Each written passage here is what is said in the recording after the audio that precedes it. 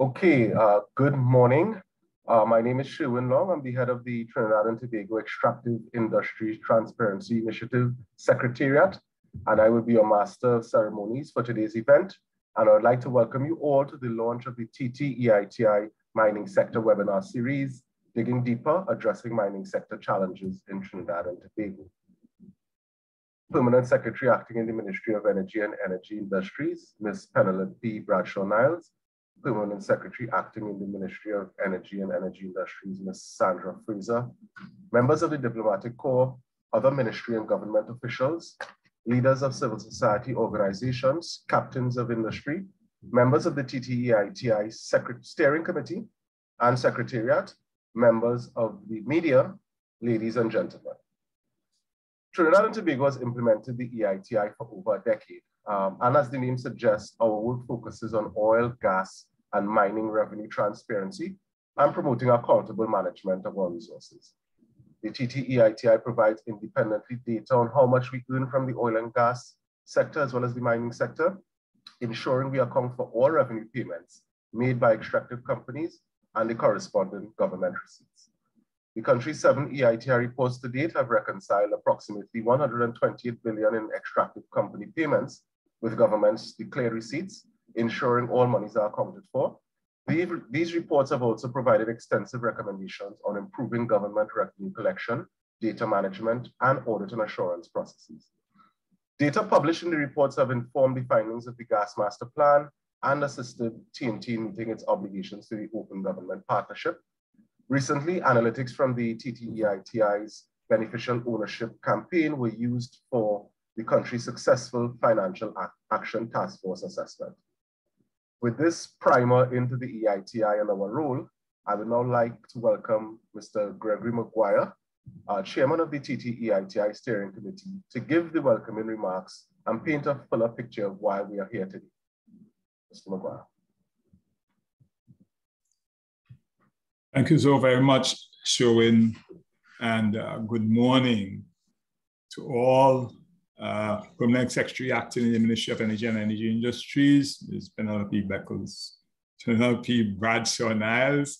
Permanent Secretary acting in the Ministry of Energy and Energy Industries, Ms. Sandra Fraser.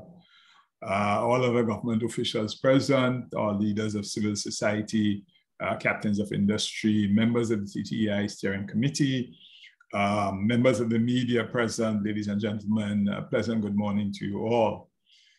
It is indeed my distinct pleasure to deliver the opening remarks in this webinar focused on mining sector reform. This is the first of its kind, if in my recollection, certainly.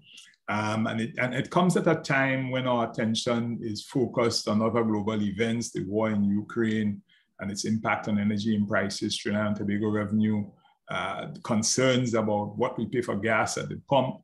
And that war and all its implications also comes at a time when we're still coming out of the impact of COVID-19, which has been wreak havoc on economies and challenge our healthcare system globally.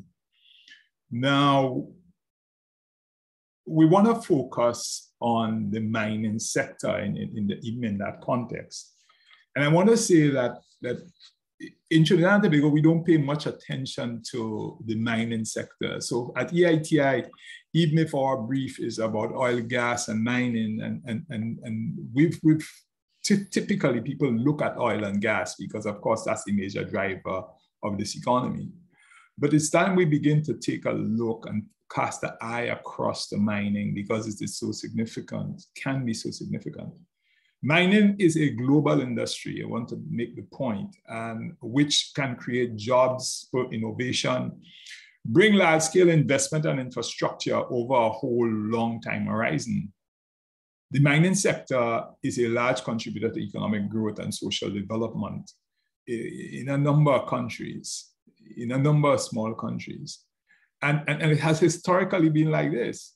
While thinking about my address here today, I recall that Sir Walter Raleigh essentially was about mining. He came out here looking for gold and he found the Pitch Lake, another resource.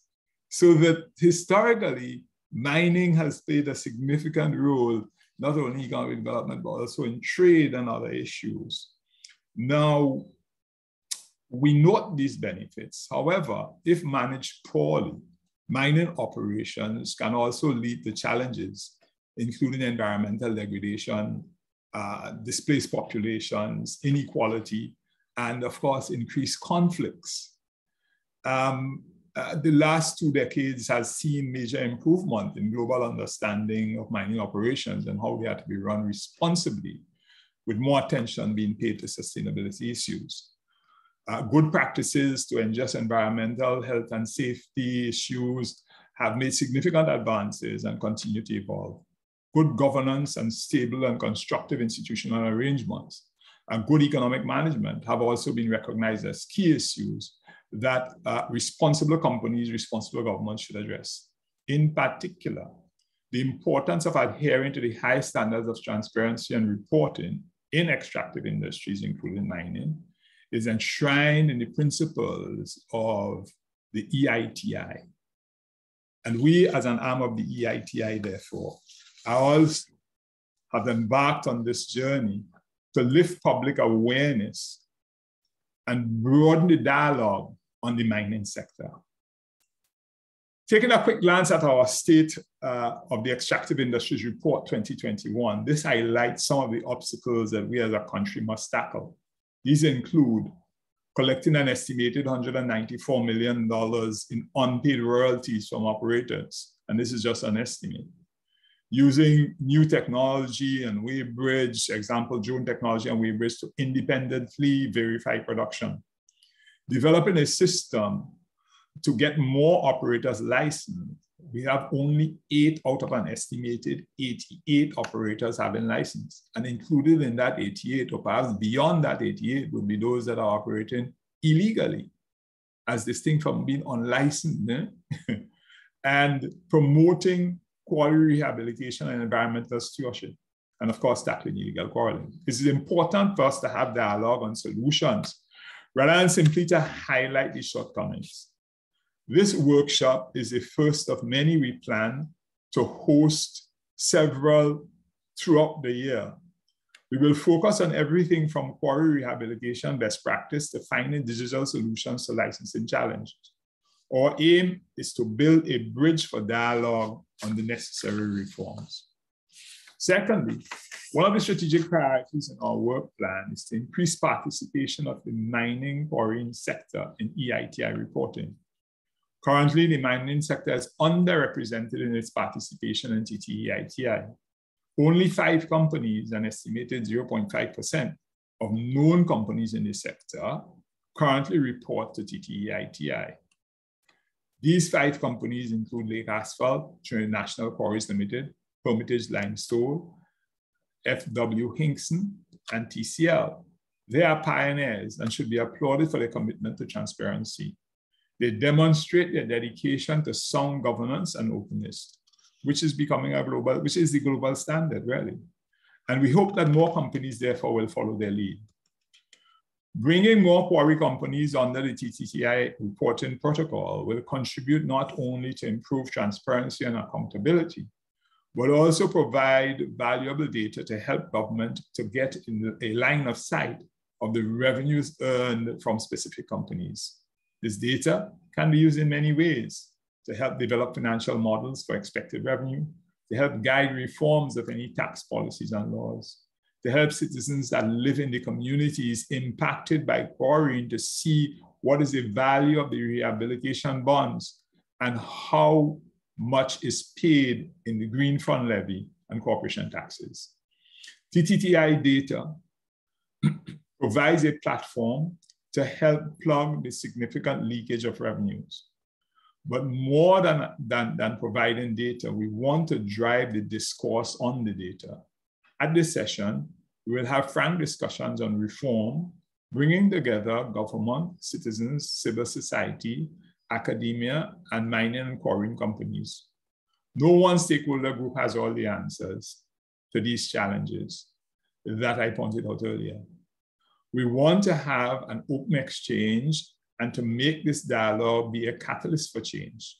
To quote Marcus Aurelius, Observe that everything is the result of change and get used to thinking that there's nothing nature lovers so well as to change existing forms and make new ones. As we address these challenges before us, let us remember these words of wisdom. I thank you.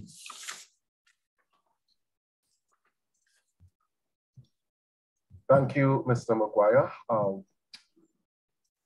Unfortunately, we have a change in our agenda as the Honorable Stuart Young, Minister of Energy, would be unable to attend due to the 22nd sitting of the House of Representatives. He sent his apologies. However, he confirmed that he will address future installments of this workshop series planned for June and December as we address issues related to quarry rehabilitation, illegal quarrying, and other key mining sector issues. We will now move on to the next featured speaker. I would like to welcome Ms. Jacqueline Terrell Takiri, Policy Advisor, Tax and Extractive Industries with the Intergovernmental Forum on Mining, Minerals, Metals, and Sustainable Development, to speak on how our country can reform its mining sector. Mr. Kiri will focus on a taxation approach to reform, and I would like to welcome her to address us today. Over to you, Mr. Kiri. Thanks very much, Sherwin. I'm going to share my screen. If you can let me know if everyone can see the slides, please.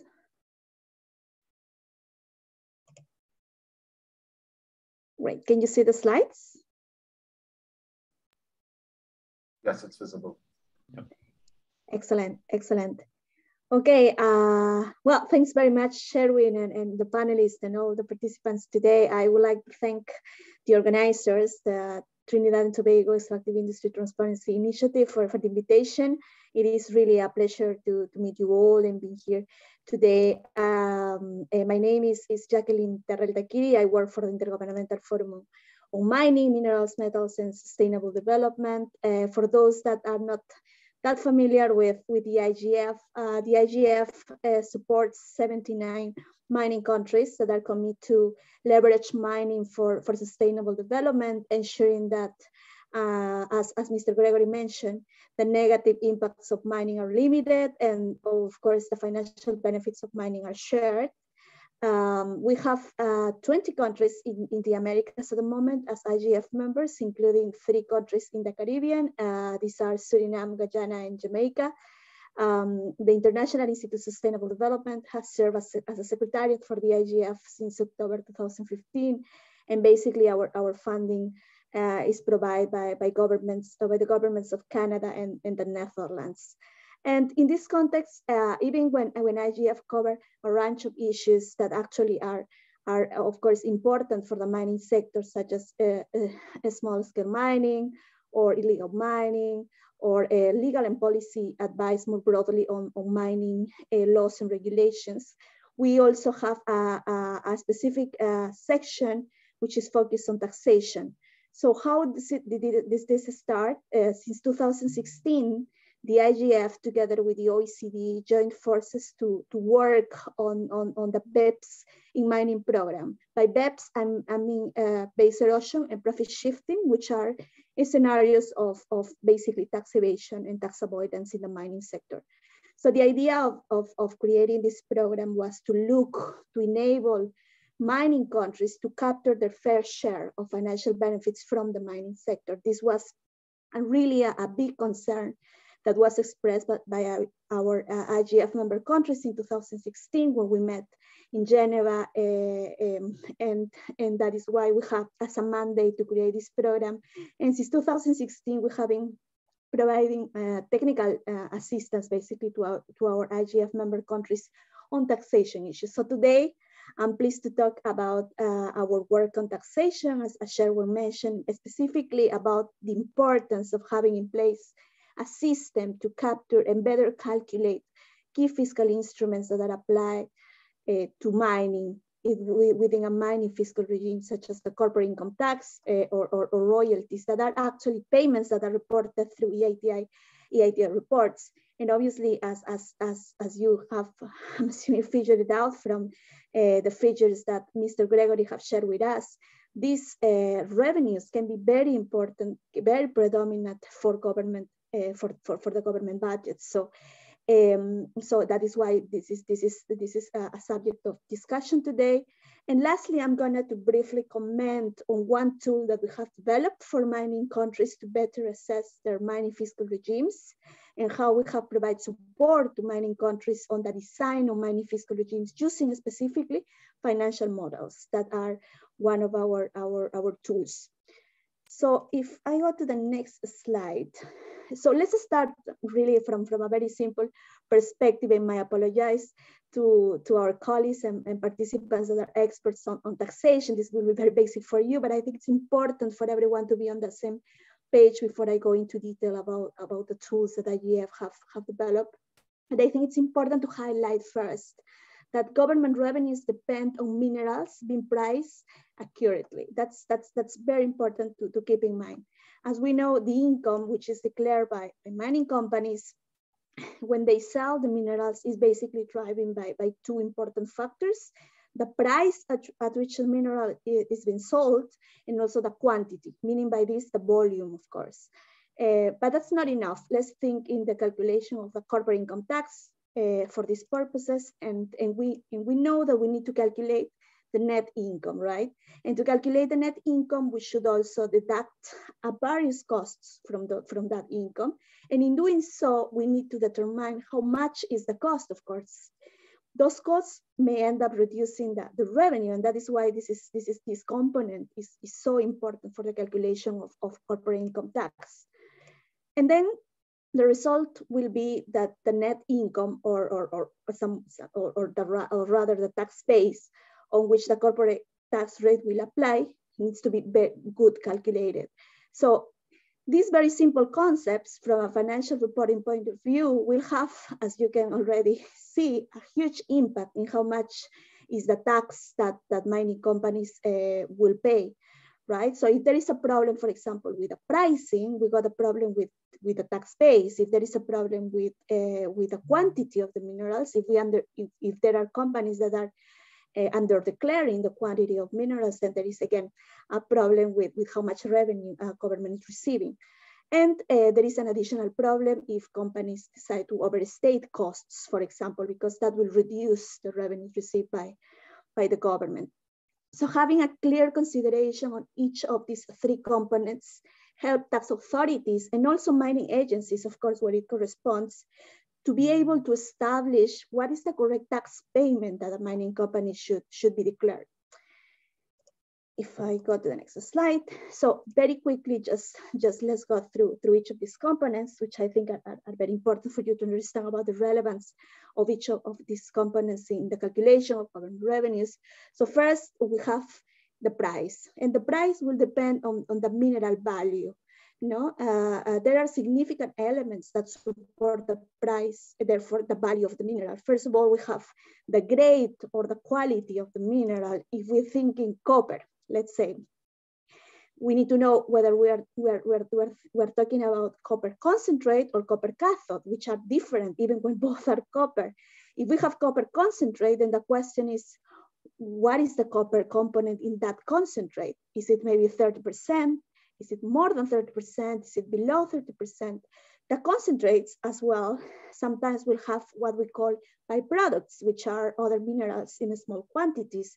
And copper concentrate in general will have, for example, gold, will have cobalt as a byproduct, and the existence of these byproducts will affect what is the price of the mineral. So the buyer, of course, of the mineral will need to pay more for the mineral given the existence of these byproducts. And if you're looking again at intermediate products such as concentrates, you need to go through, this mineral will need to go through a series of processes. Why? Because different processes will increase the concentration of the mineral and remove the impurities, what we call impurities. So during that process, obviously there will be significant losses as well to consider. And here is where we do the processing adjustments. So an adjustment basically is made to account for the fact that the buyer, basically the buyer of the mineral, cannot recover all of the copper during the smelting and the refining processes, for instance. So that's something that in general for copper is in general, what it can be recovered is like 96 to 97% of the metal. So that's something that also you need to consider in order to calculate the price of the mineral, which is the value at the end of the day. The other element that is also very relevant are the penalties that you apply for the existence of impurities in the mineral. So purchasers, of course, will seek deductions from payable metals for the removal of all of these harmful elements. We have, for example, excessive moisture, for example, it can affect the value of the mineral. So what happens? The purchaser will obviously want to deduct all of these costs to arrive to the final price. And then you have also the payment terms that also can influence to some extent the price of the mineral. For example, the delivery period, what Incoterm is used for the sales transactions. So why is this relevant? It is relevant for government agencies to look at all of these economic factors, because precisely the terms that will be informing all of this will be useful to calculate the value of the price are in the sales agreement, and could be that we are at before an arm's length transaction. I will explain in a minute what are we talking about.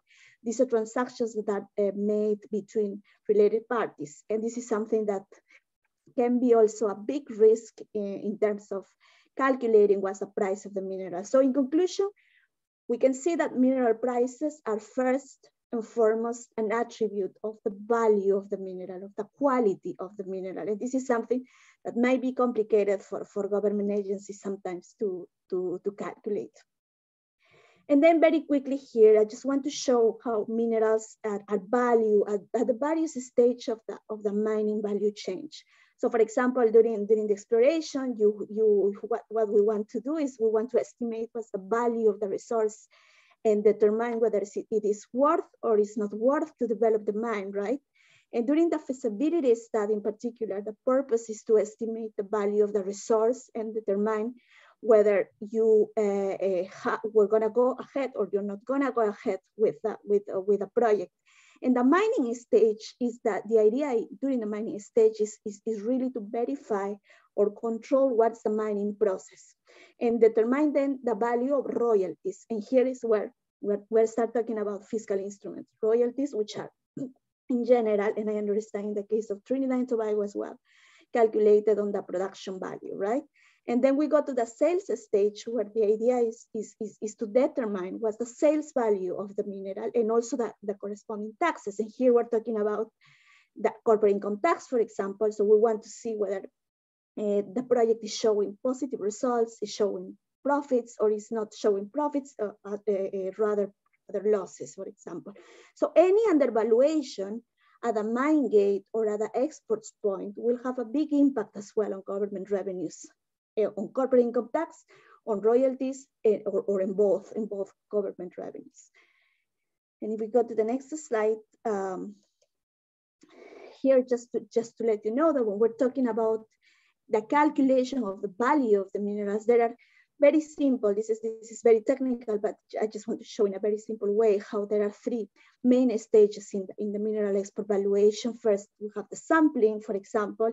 In general, what governments do is that they extract a representative sample of material that are contained in a carrier for delivery to the customer.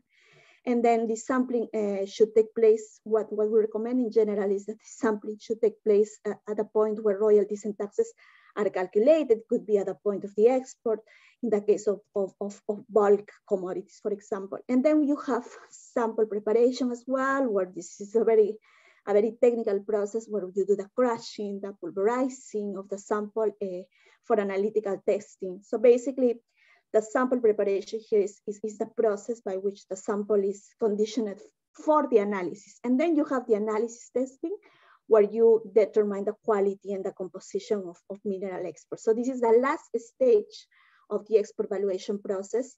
And the idea is for the mineral analysis to allow what is the determination of the proportion of what we call the payable metal in the sample, as well as the existence of a number of impurities, as I already explained, that might exist in the concentrate. So all of this is a process to basically verify what's the value, therefore what's the price of the mineral, which was the first component that I mentioned at the start. And then you have the volume. And the volume could be important to verify, not only for corporate, obviously for corporate income tax, but also for royalties. And this is very important for Trinidad and Tobago, because as we're gonna see in a few minutes, and you might correct me if I'm wrong, I understand that what you have in place is a unit-based royalty, which is calculated based basically on the volume of the mineral. So this is very important, I understand, for you as a government. If you want to correctly calculate your royalties, of course, you need to have in place systems to monitor correctly the volume. Now, the volume in comparison to the value is more easier to calculate, if we can say. However, there might be some challenges. So you have here 3 examples of tools that in general government use to measure and verify the quantity. For example, draft service, to calculate the weight of a ship that carry minerals for export, for example. You will have weight bridges as well, that are sort of machines for weighting vehicles from trucks to vans, trains, dumpers, and so on. And the other one is just to make a comparison between what are the quantities that are exported with a stockpile. So stockpile basically is this accumulation of ore that forms when, for example, demand decreases, or when the processing plant or the beneficiation equipment is incomplete or is temporarily unable to handle the mine's production. So in short, this is any accumulation of ore. So this is another example of how you might calculate the volume. That is again another key component for the calculation of corporate income tax, and also for royalties, depending on the design of your royalty regime. And then you have the last component, which is the cost. And here, again, important for corporate income tax, but also for royalties, in particular when you have an ad valorem royalty or a profit-based royalty. So you can have various types of costs during the mineral processing, including production, processing, transport, insurance, marketing, and others that might happen during the mining process. But I'm not going to go into detail about each one. What I want to do is just, now that we know that these 3 components are so important to price and to value the mineral, what is happening, what is wrong, why it is important for us to be aware about the calculation of each of these 3 components. We already said that having an accurate calculation will lead us to the correct amount of government revenues received by the government. But in general as well, on top of that, there is another problem, and this is that many governments are worried that they are not receiving an appropriate return when there are related party transactions. And here, what could happen is that companies, with the only purposes of paying low taxes, they undersell and undervalue the minerals that are selling to the related party, or they can also overcharge the cost of operations that they're having, again, with related parties. We're gonna see in a minute what I mean by that. With this very, very, very simple example, because this can be very, very complicated. I think Mr. Gregory mentioned at the start that mining is a multinational industry. Multinational corporations exist in mining is the rule, as opposed to other industries. So here, for example, we have a multinational corporation with different related parties worldwide, and the group might decide to create a subsidiary in a low tax jurisdiction, such as, let's say, Luxembourg, for example, with the only purpose of underprice the sale of its mineral. So you have, for example, a mining company based in Trinidad and Tobago that sells the mineral for 100 rather than 1,000 to the subsidiary. And then the subsidiary sells the mineral on the actual value to the final purchaser. This can create, of course, a huge impact in how much government revenues are collected from mining through corporate income tax or through royalties for Trinidad and Tobago. This is a very simple example of how big is the risk when there are related party transactions, and how tax planning could lead to this type of foregone revenues for a government. And here again, a simple example on how much will be the impact on revenues when you have transactions with related parties, but also when you have no declaration of subproducts. For example, very quick, you have here in the second column, you have the transaction that will happen at an arm's length price, which is at the value market. So for example, you have the sale of a cargo FOB at 39.5, and then let's say there is a related party transaction and you have a 10% underpriced copper. So it's now the price is 35.1, and then on top of that, you have companies that do not declare the subproduct of the copper, because let's remember that we're talking about a copper concentrate shipment. So there the sales transaction is made at 32.7. Then you have production costs, the same for everyone, for every scenario, sorry. And then you will pay royalties on the gross value. Let's say that in this case, the royalty design is such that you have a percentage on the gross revenues, which can be different for other countries. But let's say that in this case, we have an ad valorem royalties, and you apply the percentage to the gross revenue.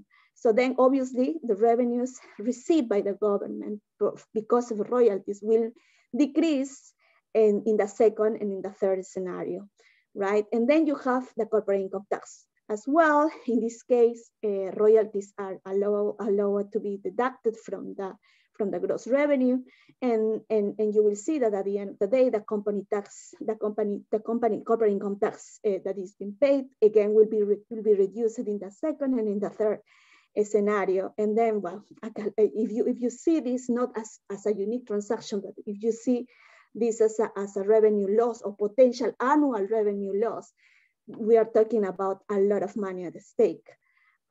So also in highlighting, and because this is of course a mining event, and I know how important is for you as a country in Trinidad and Tobago, the fiscal instrument called royalty.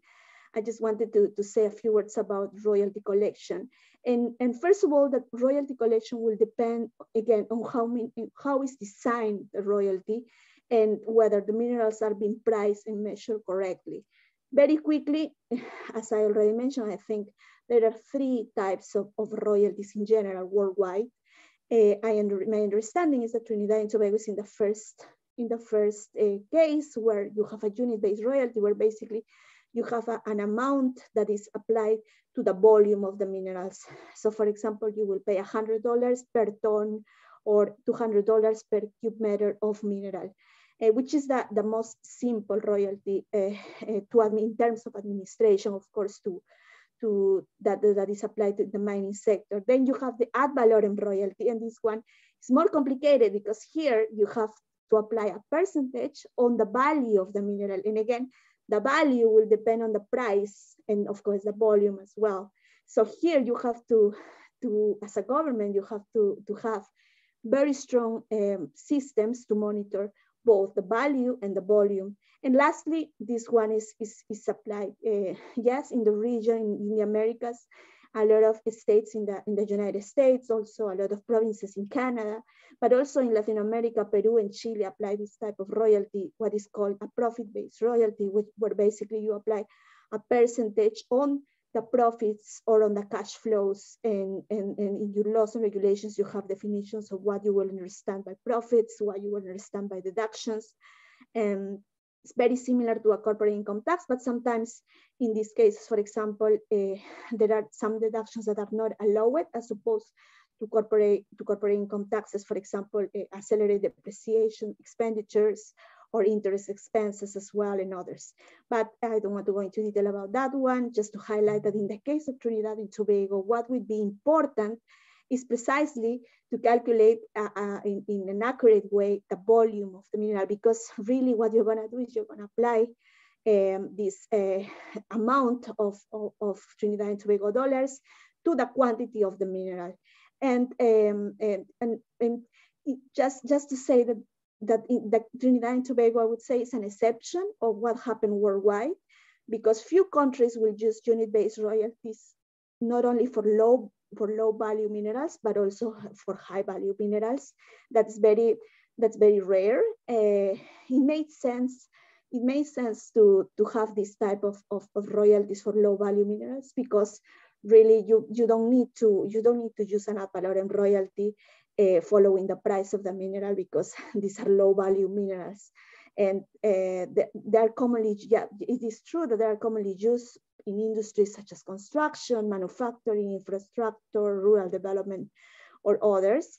And sometimes the predominance of these industries, of course, it's important for some countries. In Trinidad and Tobago, probably this is very, very important for in your mining sector.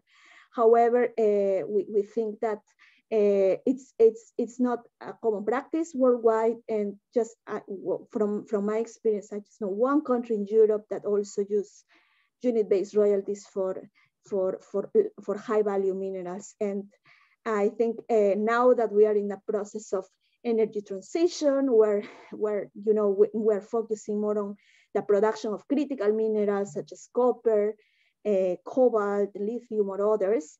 Now the demand of these minerals, of course, is increasing, and with the demand, the price is increasing. And obviously, having this unit-based royalty will not allow you, if at some point Trinidad and Tobago start producing a metallic mineral or a critical mineral, will not allow the government to capture all the revenues that will come with high prices.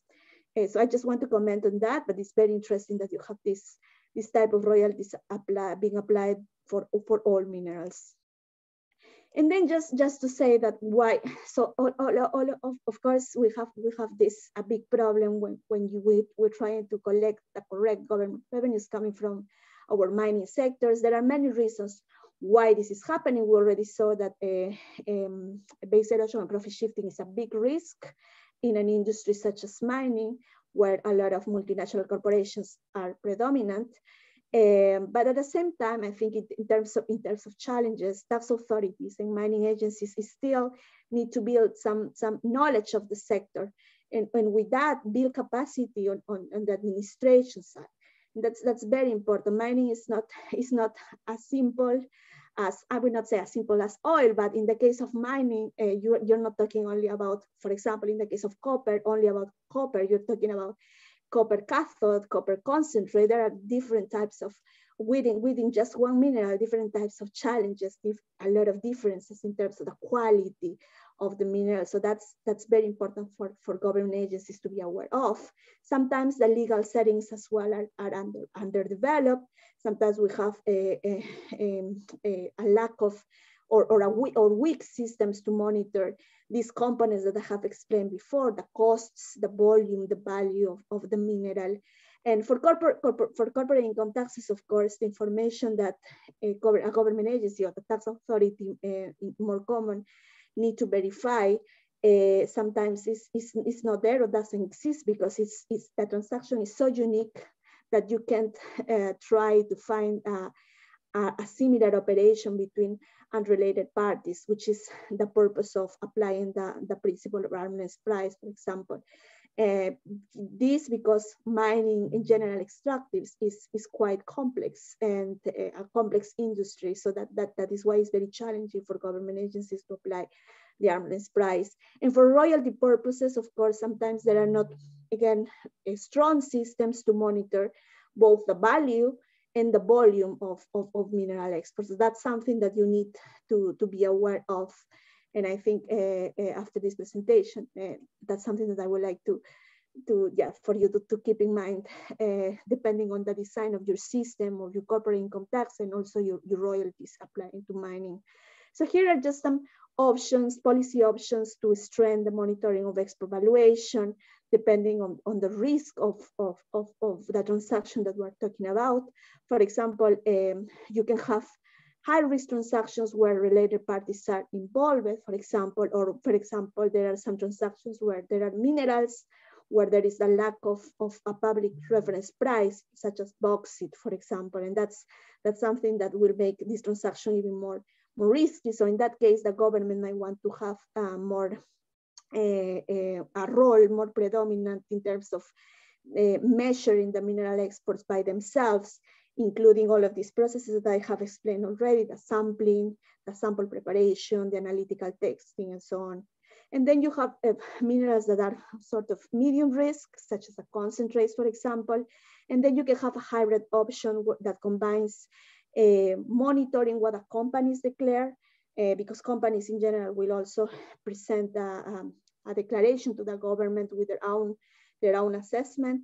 And the only thing that governments will do is just monitor and audit what the companies are declaring, but they can have a direct intervention where there are high risk cases, such as the cases that I already mentioned. There might be also transactions that are low risk of low risk of undervaluation, and then you just simply focus on again auditing what companies are declaring. But whichever the option you choose, the result should stand up to legal scrutiny, and that's very, very important. And this is something actually that a lot of IGM member countries, not only in the Americas, but also in other regions, have requests from us, which is more support on how to design policy options to strengthen the monitoring of the value exports, but also to implement these options, which is not easy and it's not cheap. So that's something that a lot of IGF member countries are very concerned of. And just lastly, just to share with you, and as I mentioned at the start, we as IGF, we develop different tools for countries to better assess what's the fair share of the revenues. What we have done, and this is just an example of one country, we use financial models. So basically a financial model, as many of you know, is a fundamental tool to assess the economic viability of a project, and can help basically governments to negotiate, for example, contracts with mining companies, to optimize economic benefits, to outweigh what are the costs of, for example, granting tax incentives that are quite common in the region. Some countries simply want to know whether whether the mining fiscal regime is preventing, for example, some projects that are at later exploration stage to go into production, for example, and that was actually the case of Argentina. Argentina wanted to know what was stopping companies to continue with the next stage in the value chain, which was production, whether the mining fiscal regime was a problem, and they also wanted to know how competitive their mining fiscal regime was in comparison with other neighboring countries such as Chile, Peru, and in Western Australia as well. So that is why we support Argentina building financial models for a specific projects, existing projects, silver, gold, and silver, gold, and copper projects that existed in Argentina. And also we provide training for government officials on how to use these financial models, which is of course very important. Sometimes it can be very, very complex. So this is just one example, and more we're seeing that countries are more interested in learning how to use this type of tools that are not easy to use. So just to finalize, just to say that we have developed an example of financial model to assess tax incentives that you can find in this link that I put here. I'm gonna share my slides with participants, and I think you can explore a little bit more about this financial model. And I think it's very important if you want to assess, for example, what's the cost of mining tax incentives that will be granted in your country at some point, if that is the case. The model, it is true, the model is configured for a representative medium-sized surface gold mine in sub-Saharan Africa. And it basically assumes that the mining fiscal regime is a fiscal regime where the main components are the corporate income tax and the royalties. And we also use some assumptions based on data from the World Bank source book and other technical reports filled with securities administrations, for example. Now, just to finalize, every mining project is very unique. And of course, financial modeling needs to reflect what are the specifics of the project and the fiscal regime that applies to it. So I will go and use this financial model, and I will apply this in a case-by-case scenario. And that's something we also provide support at the IGF, because we think it's very important for countries to assess their mining fiscal regimes in a way that they can compare themselves with other neighboring countries, and they can see how progressive, for example, is their money fiscal regime if they want to attract foreign investment, for example, and if they want to increase their collection of government revenues. So I'm gonna stop there. Sorry if I took more time than expected, and I'm open for any question. Thank you. Thank you, Sherwin. Thank you very much, Mr. Kiri. What we will do is we will take questions after the presentations. So thanks again, Mr. Kiri, for your informative presentation. Another area of reform that we're looking at is how we use technology to help improve royalty collection and quarry sector management. So without further ado, I would now like to welcome Ms. Nikita Morris from LNS Surveying Services Limited, as well as Mr. Sasha Adu, to speak on the use of technology to help improve royalty collection and quarry sector management. Over to you, Nikita and Sasha. Hi, good morning, everyone. Just making sure y'all could hear me clearly. All protocols observed. Let me just share my screen with you.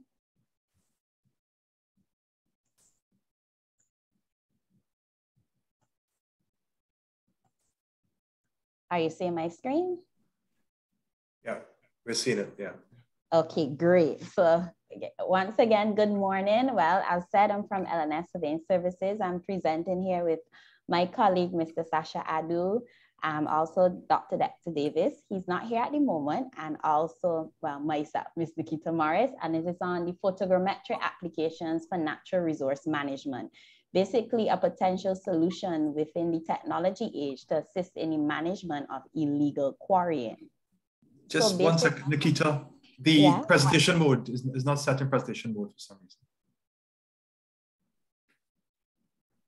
I'm not.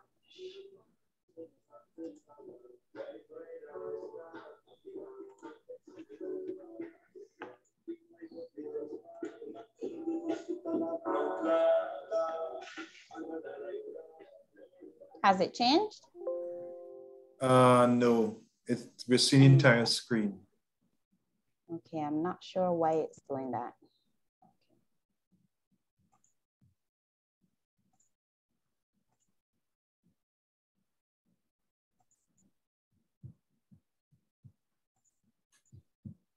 All right, well, I guess we'll continue. It's still good information, even in the dual screen. Is it better? No, it's the same, but we'll continue. That's fine. We'll continue? Okay. I'm not too sure why it's doing that. Let me just check one more thing.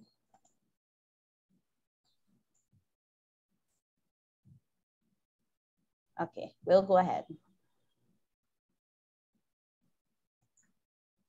Stay on my screen again, right? Yeah, we're still seeing the same screen, yeah. Okay, all right, see. All right, so the presentation will take the format as briefly just introducing ourselves to you. We'll speak about the different photogrammetric applications that could be applied, also the benefits, and we would end with a conclusion to wrap everything nicer. So this will be brief, quick, and sweet, okay? So LNS Surveying Services have been formed in 2000, has established itself as one of the leading surveying companies in Trinidad and Tobago. We operate out of Trinidad and Tobago. However, we do have office in Guyana where we are able to provide services across the region. We're still certified in the high risk category, and we have professional staff ranging from Trinidad and Tobago licensed land surveyors, Trinidad and Tobago licensed engineering surveyors, also geomatic engineers, MSCs, and a digital photogrammetrist on staff. So illegal quarrying over the years has, it has continued to pose a threat to sustainability of the country. And I put two main things. Two main items, meaning the environment. It negatively impacts the environment in terms of the water courses, the watershed zones, forest and land degradation, and also the loss of revenue and royalty payments, which can potentially contribute to the country's GDP. So basically the GDP in layman terms are just telling us how healthy or sick your country is economically, basically, and that royalty, the loss of that royalty impacts the country's GDP, as we heard from the previous presentation how important calculating those royalty payments are and its contribution. So the potential solution we're looking at that we would like to present is the use of photogrammetry applications to assist in just not the management, but the monitoring of this illegal quarrying. And that is through the drone technology and the satellite imagery.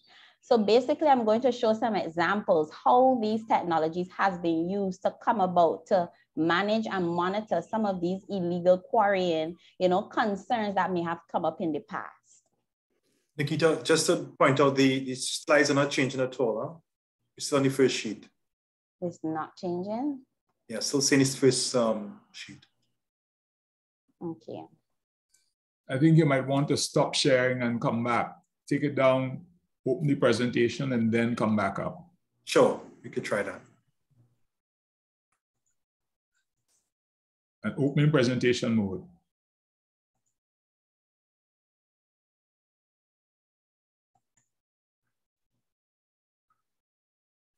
Okay, resharing.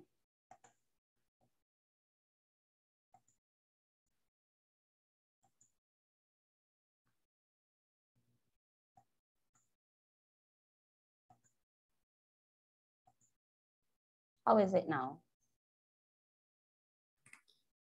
It's the same setup, but we're seeing the different screens now. So you just need to keep moving along. What you can press F5 to see if it can expand into full screen. Okay.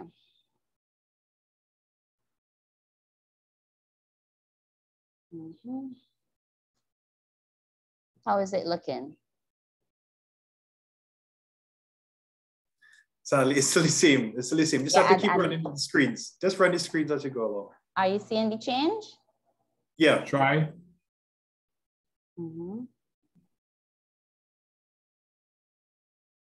Hit next and see. Nope. Are you saying introduction, the potential solution? Yes.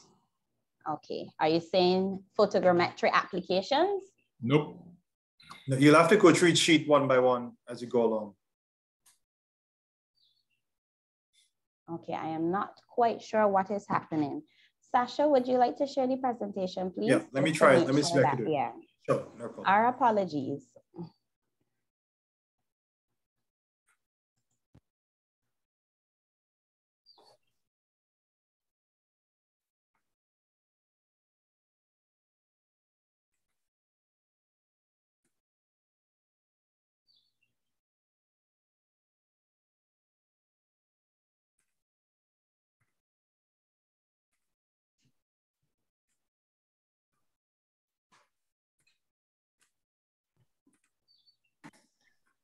Right, how are we looking there? Okay? Good, good. Yes. Okay, all right, great. So I'll run it from here, Nikita. No Sorry problem. about that. That's okay. So yes, you could go, yes.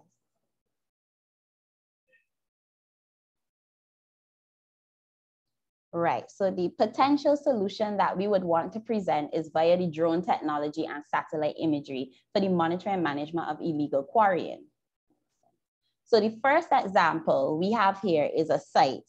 So basically, this is where the client, he wanted to understand what was happening on his land. Basically, he had a piece of land and piece of his land was being encroached due to some quarrying activities.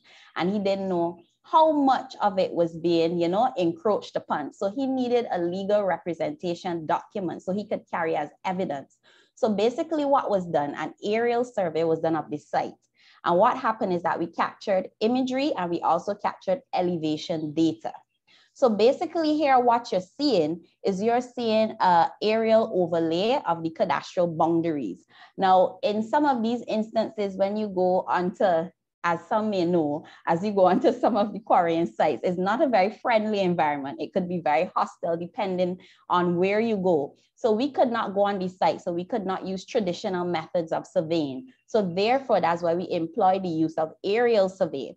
And therefore, we overlaid the imagery with the cadastral boundaries, all georeferenced in the same coordinate system. And we were now able to see the extent of the client's land of which was encroached upon. And you could see this by the yellow lines. The yellow lines are the client's land, and you can see the encroachment that has happened due to the activity, the quarrying activity.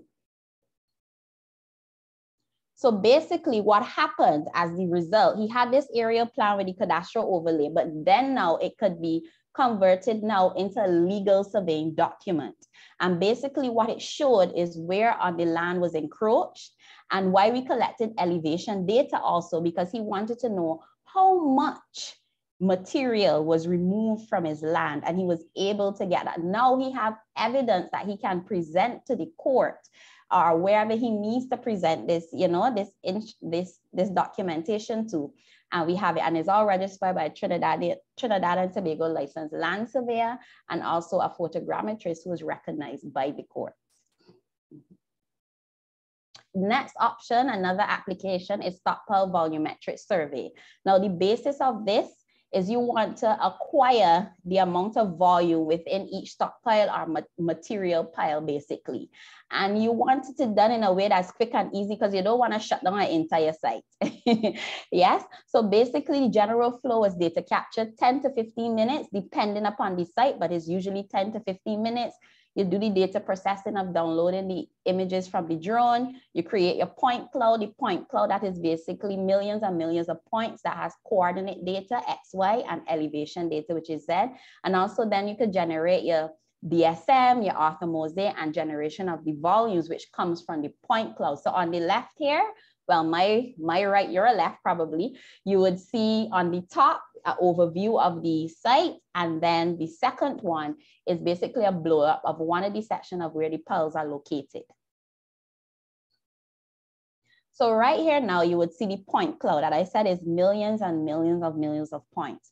So from this point cloud now, you are able to generate volumes.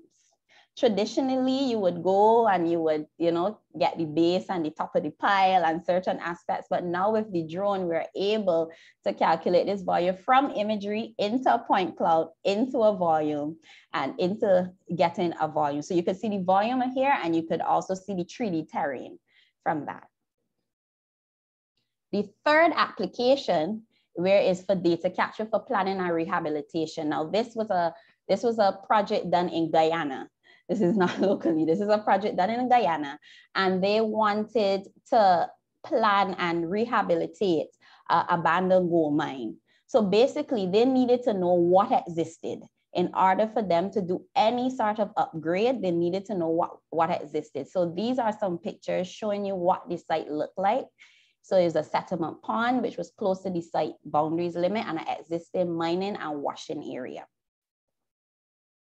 And from out of that, we were able to get a topographic map with contour overlay, which they needed in terms of where they wanted, where they had to do construction or construction of road networks. And also they had to look where they would put accommodation for storage facilities. So they needed to know what existed, the elevation, what existed, and basically in order how they could move forward in rehabilitating this abandoned gold mine. The site was approximately 100 to 150 acres. And also you would see by the point cloud, you could classify by elevation, where the lowest elevation here, you would see in red, and the highest you would see in green. So now we're going locally.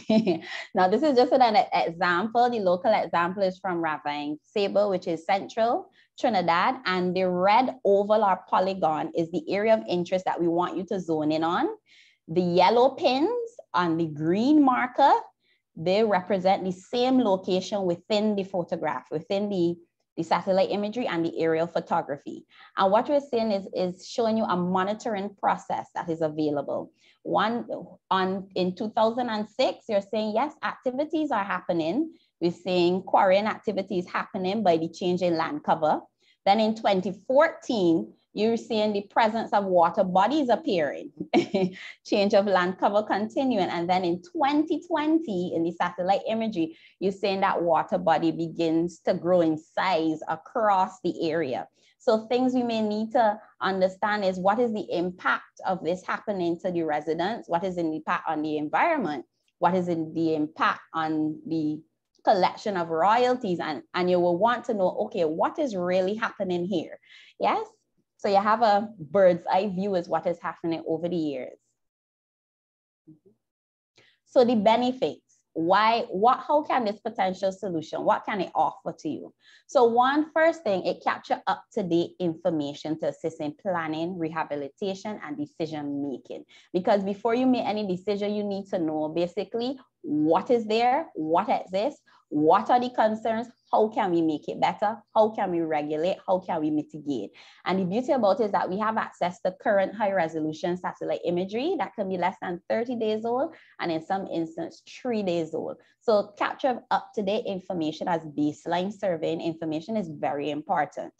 Number 2, strategic and efficient and effective monitoring of sites. And which is it could be one-time capture, ongoing assessment to support resource management, because the reality is you may have so many different sites, and the human resource, you may not have everyone to go there every day, you know? So if you could track or monitor these sites and then zone in on a particular site, and then you could say, okay, let's go to this one. We see changes happening. Let's investigate this one. It helps in resource management, also in effectively monitoring your site. So we have the ability to collect areas or localized areas of interest also. Number 3, the development of newer updated mitigation measures or policies. Now that you know what exists, now that you know what can be done, now you could tailor policies that would work not just for the country, but with the people within and the mining sector. So everyone works hand in hand together. Number 4, calculation of volumes, which is very important. And it's to assist in determining how much material was removed, the potential value of the royalties owned. And so you would get information in terms of monitoring. You will see 2014, okay, there was some here.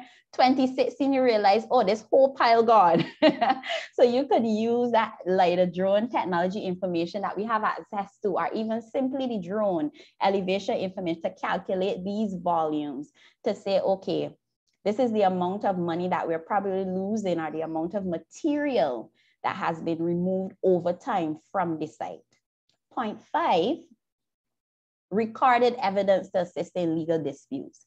Because you could say this is happening and that is happening, but if you don't have legitimate proof that can be used, it makes no sense.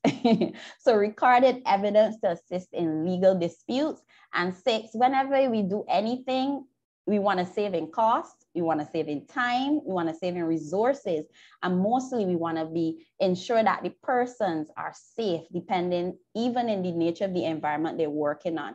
So traditionally, doing some of these things traditionally, it would cost a lot. It would take some time, it would take some manpower, but the technology now, once used accurately, as we showed you, could have tremendous savings in cost, time, resources, and the HSE risk aspect also to it. So as I conclude, I will just leave this comment that the solution that we presented, the potential solution, could aid to start or the continued development of a documentation monitoring system that the ministry and others can use that could help in the planning and decision making, which is more importantly where we would charter a course towards sustainable development within the country. And I do thank you for listening to us, and that's it from our end. Thank you. Thank you a lot, Nikita, for your presentation, as well as Sasha. What we will do now is we will pause and take a few questions from members of the audience. So if you have any questions for Jacqueline as well as Nikita and Sasha, please, there's a chat question box that there's an option there for you to type in your questions. We also have a question on what is the TTEITI's position on curbing illegal quarrying. Again, like any other illegal activity, I can say that the TTEITI doesn't support illegal quarrying. In our reports, we also highlight some of the sites where illegal quarrying took place as well. So you can look in some of our reports on our website. Are there any other questions? Please type in your questions so we can ask the panelists to respond. Another question is, isn't illegal quarrying the responsibility of the TTPS and regulatory bodies? The question also focused on drone technology, saying surveyors in TNT are already using drones. Just to say that, as I mentioned before, we plan to have other workshops. One of the workshops will be focused on illegal quarrying and quarry rehabilitation as well. And we'll get representatives of the TTPS to state their position, to highlight where citizens can report, etc. Okay. Another question we have here from Ornella is, with the example shown of Rabil Sab, what is done currently for quarry rehabilitation? So these are the questions here to the panelists. I'll open the floor for the panelists to address these questions. All right. Hi, good morning again, everybody. So of course, I just want to answer respect to the TTPS and surveyors using drones. So yes, you're right, surveyors do use drones. It's really a question of applications now. So beyond drone technology, which at times can be a bit invasive in the sense that people could actually see drone technology being utilized, we do have access to satellite data. With the satellite data, this can be done quietly. It's being done right now across the entire planet, as we know. But what we have access to is real-time satellite data. When I say real-time, I use that term loosely in the sense that sometimes we can get satellite data as much as 3 days old, comparative to drone quality and drone accuracy. So it's really a question of using the applications to assist in the management of the resources, not just promoting the drone use alone. Just want to make a point to that.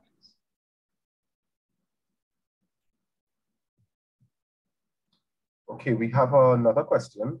Can you discuss the application to existing town and country planning division and EMA forestry land use zoning and acceptance for legal judgment conflicts?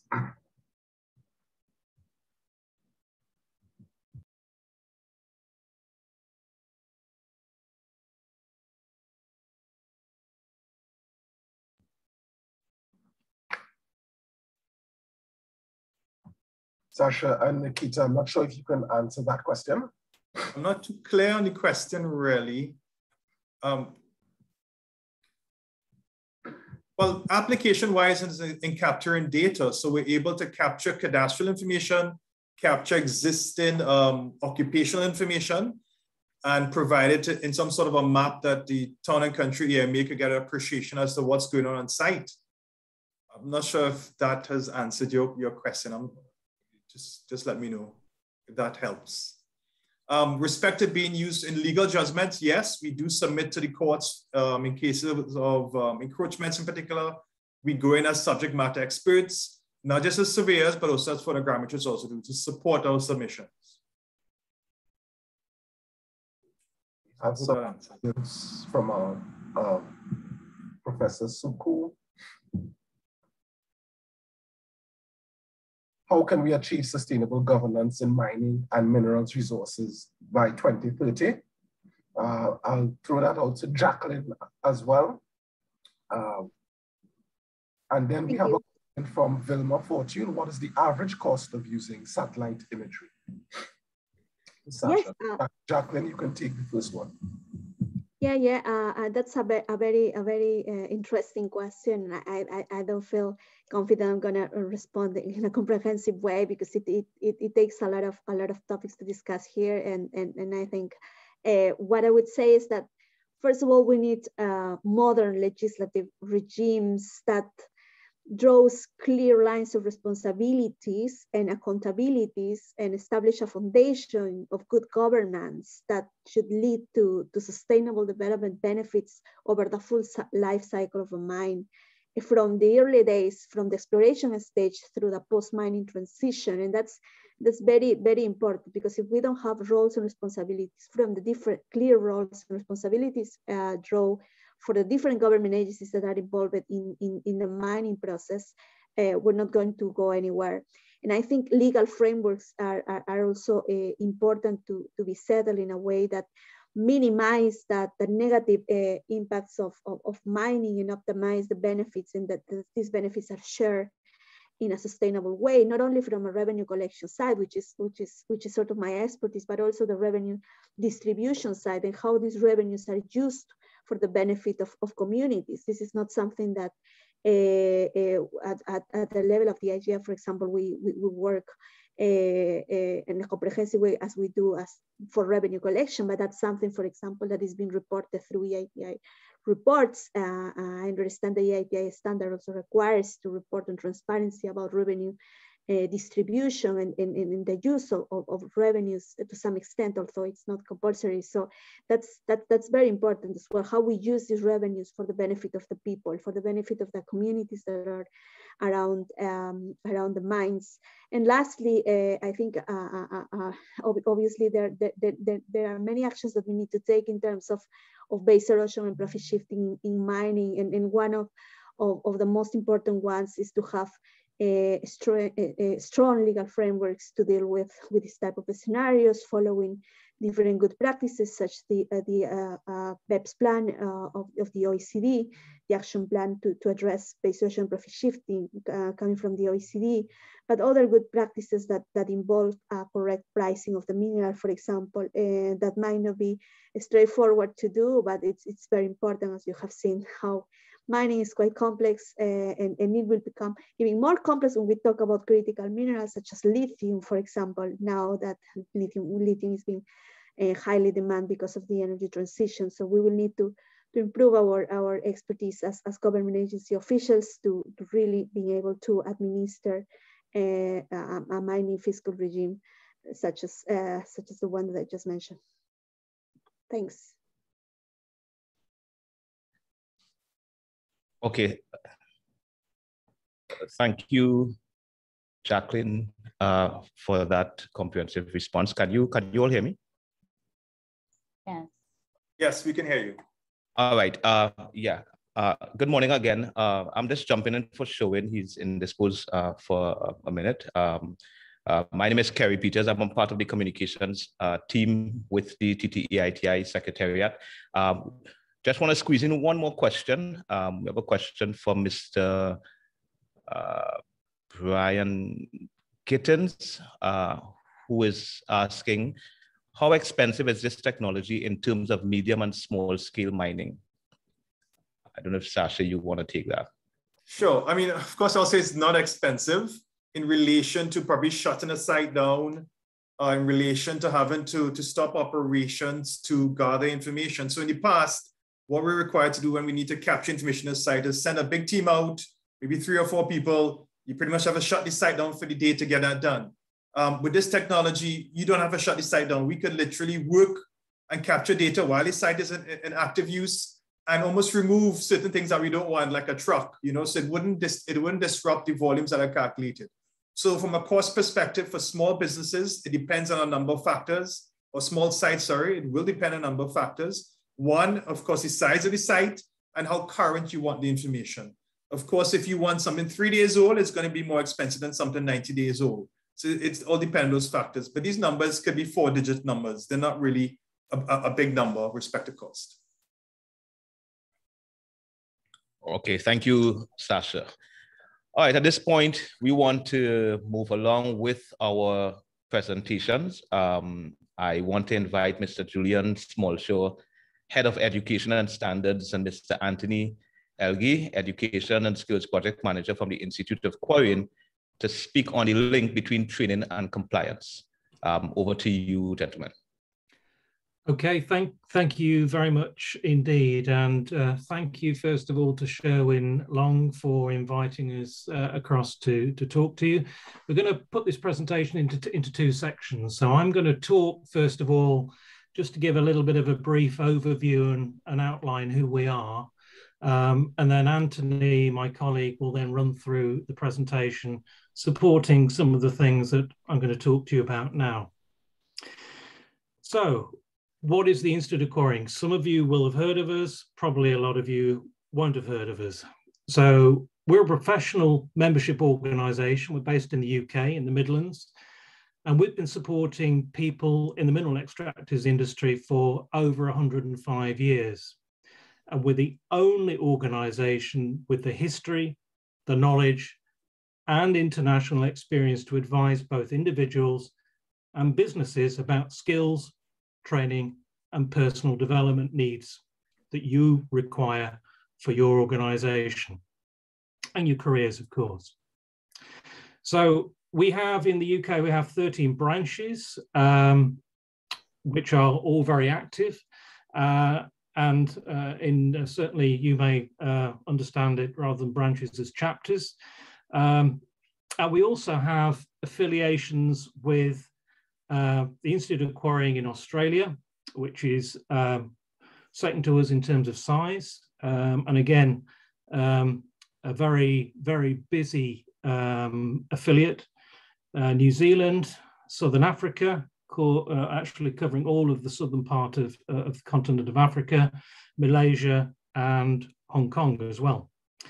Now we have a really huge educational resource at our disposal.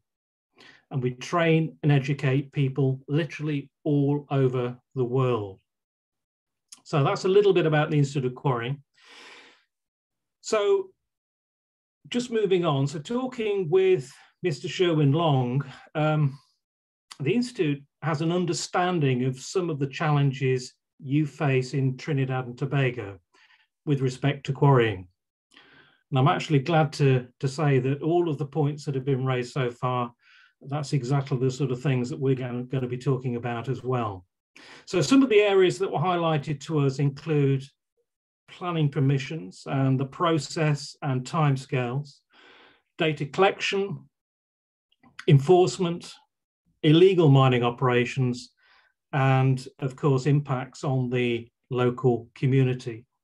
Now just concentrating on just a couple of points there. So if we go back to the planning, so with short planning permissions, how can businesses actually quantify any investment or certainly any long-term investment? So that's a question that we would ask. And if that's the case, how can you actually restore sites for local communities if you actually don't have the time to do it, or perhaps the resources to do it? And another area around planning is, quicker permissions will again help drive compliance. So another area as well, which is really important, is enforcement, or perhaps lack of enforcement, or difficulties in enforcement.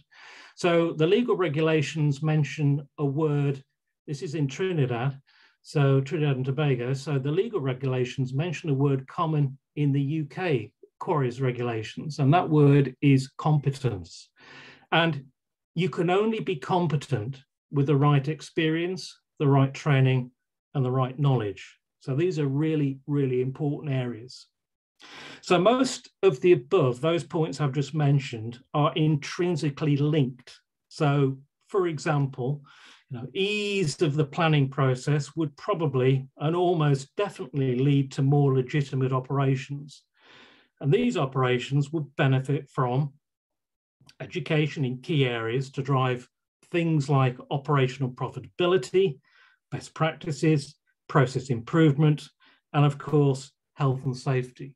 So these are some of the things that we're actually going to talk about, or Anthony's going to talk about in a moment. So one of the words you'll actually see, or one of the phrases you'll see coming through on this presentation that Anthony's going to do, is something called CPD. That's continuous professional development. And in order to maintain your competence in your profession, you need to be undertaking CPD. So this is one of the areas that we're actually going to concentrate on, but you'll see from Anthony's presentation that we have literally a vast resource at our disposal. So I'm going to hand over to Anthony now, but please remember, we are here to help. Thanks very much. Over to you, Anthony. Thank you, Julian. And just before I start talking along, I just want to check the usual, that if my presentation is actually appearing on your screens, as I hope. Excellent. So thank you to everyone and the speakers. So far, it's been really educational. And again, thanks to TTEITI for inviting us along to talk to you. A warm welcome from the UK. Julian, I think just before we go into the presentation, I think it was just worth talking about some of these incidents that's happened around the world, because we've talked a lot about illegal mining and the illegal quarrying that's happening, and I think this is an interesting case because this is an operator who was as legally operating, was doing everything above board, was doing everything that they were supposed to be doing, yet something went wrong. So Julian, if you could just give us a quick overview of this, that would be great. Yeah, so this was a mine in Brazil, and it was several years ago now, and it was operated by a very large mining company, and it was an iron ore mine, and they had a very large tailings dam which unfortunately failed. Part of the reason behind it was there are different ways to construct tailing dam walls, and for whatever reason they constructed it in a particular way that was probably not the right way for the environment it was actually built in.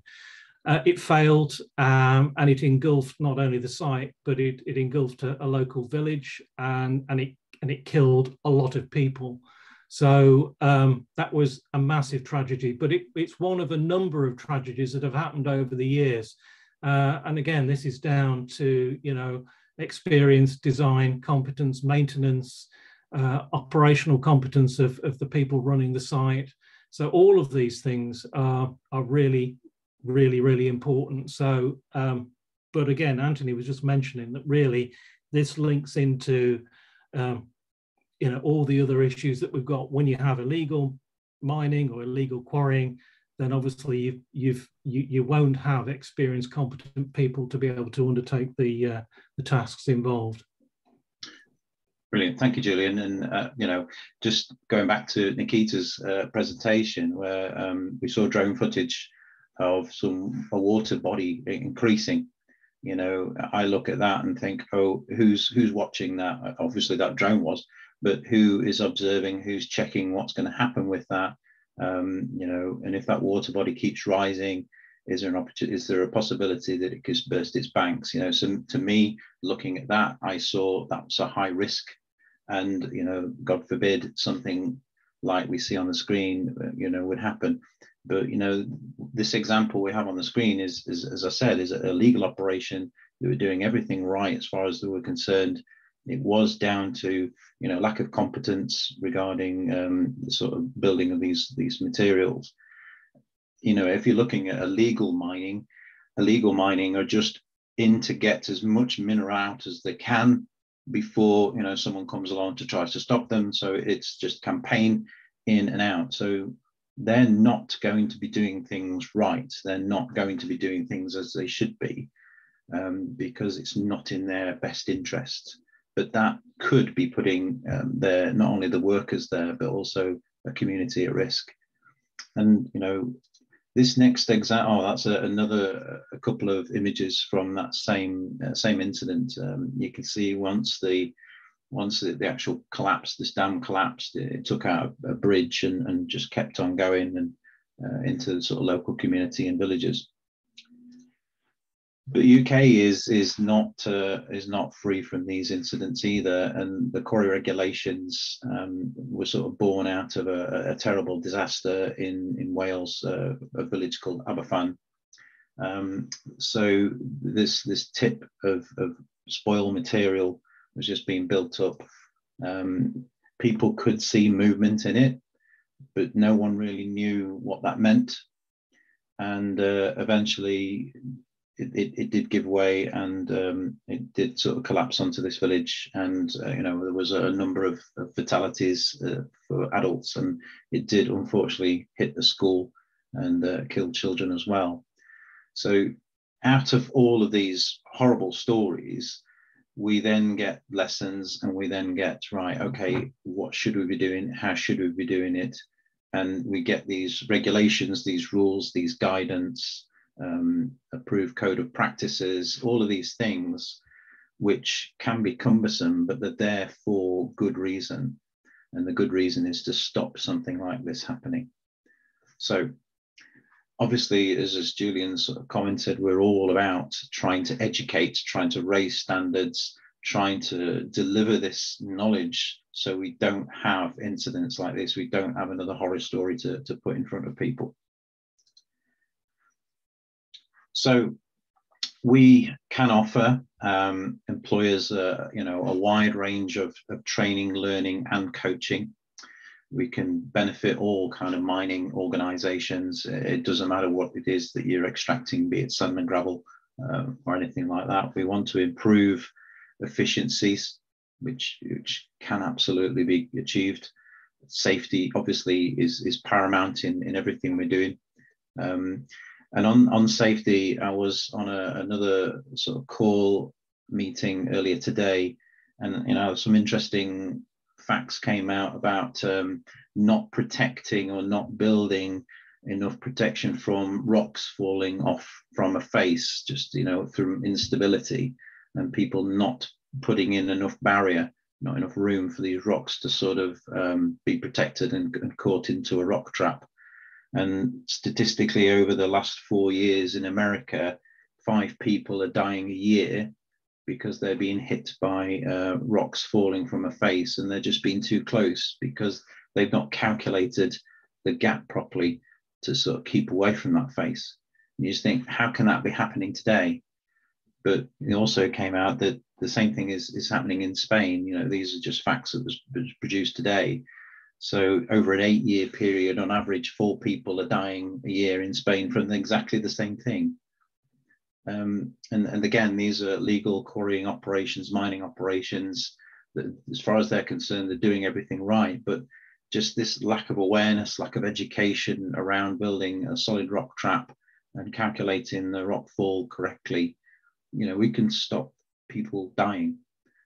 So, all of these things is what we try to do. So all of these things will benefit your local community as well as your country. We've already heard from Mr. Maguire, 194 million pounds of lost dollars from revenue.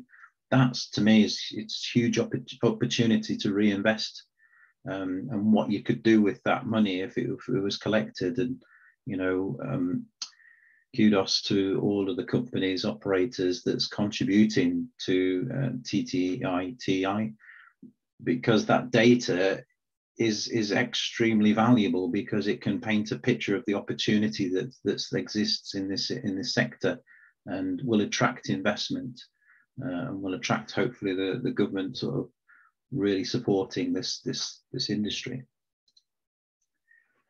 So right here, right now, as we speak, we've got over 70 kind of modules. These are short, interactive, on-the-go modules that people can do. It's interactive. It's got video sort of coaching, mentoring to try and explain things easier. It's easier to hear it from someone's mouth kind of thing than reading it and trying to interpret it yourself. So there's 70 of these modules right now ready to go. It's designed for all learning styles. So we all learn things in different ways. We've all got our preference to help us absorb information quickly.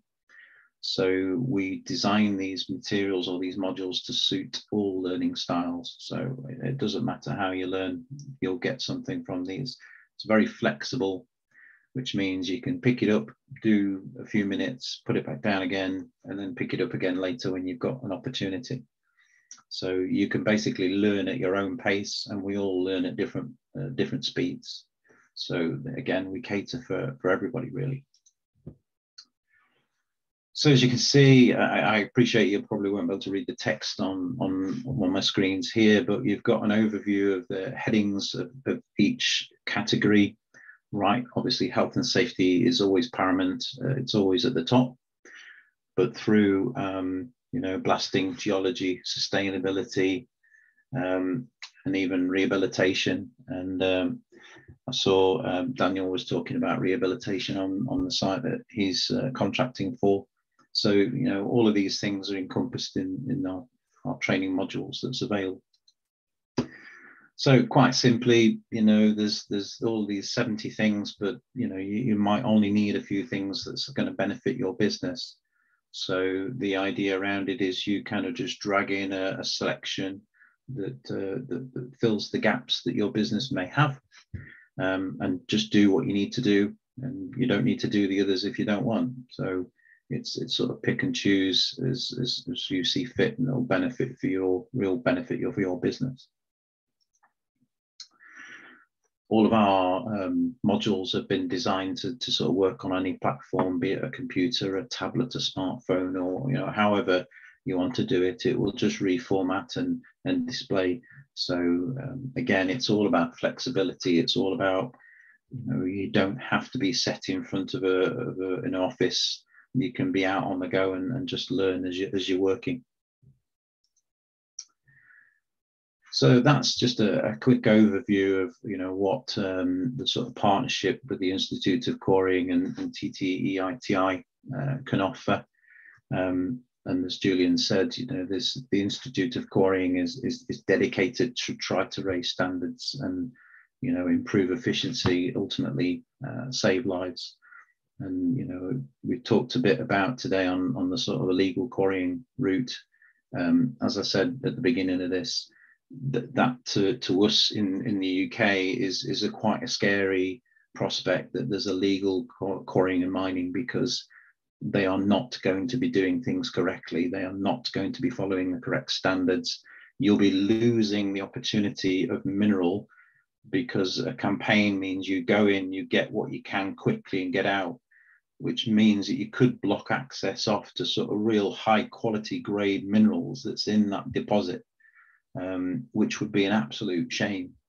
And I think some of the sort of things we've seen around the technology and the drones, all of these things to sort of spot, you know, we saw that case study of an operation where it's ingressing into somebody's land.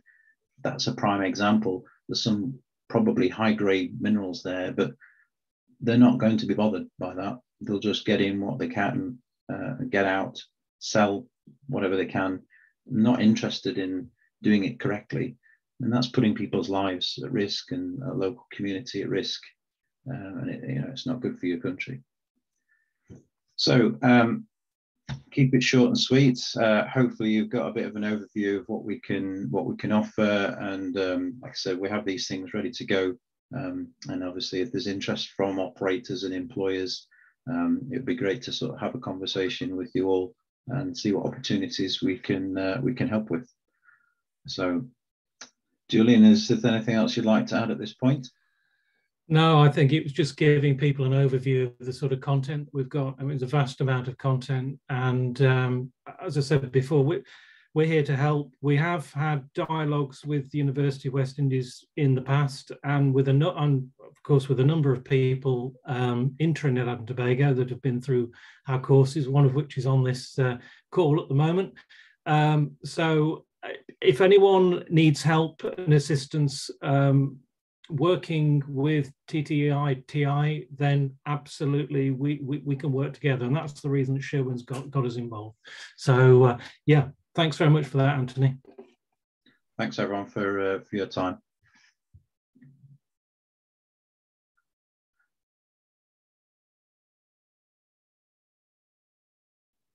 Okay, thank you, Julian and Anthony, for a very insightful presentation.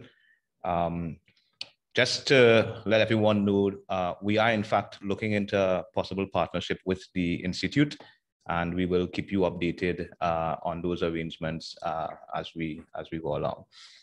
We want to open the floor now for questions. We ask that you use the chat box or Q&A functions, and we will ask the panelists to address these questions, right? Let me kick things off here.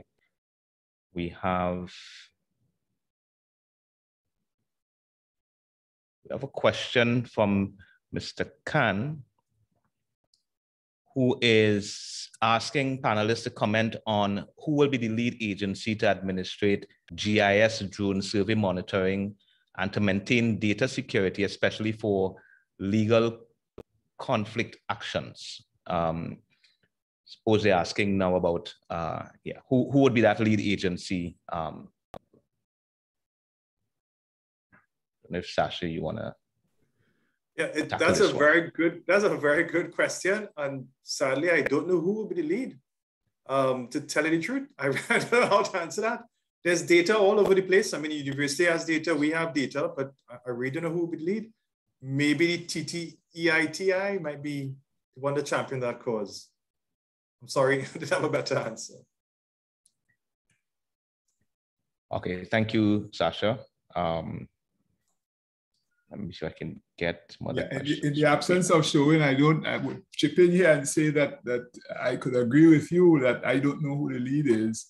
But it makes the point, though, it reinforces the value of this conversation that we've begun here. And you know, starting the conversations and broadening the conversations is one of the mandates of TTEITI. So we're happy that these questions are coming out, because it means that these are questions for the mining policy to answer, and answer in very clear terms. Thank you. Thank you, Gregory. Another question from one of the attendees. Can satellites capture underground activities and aquifers that might be polluted by quarrying activities?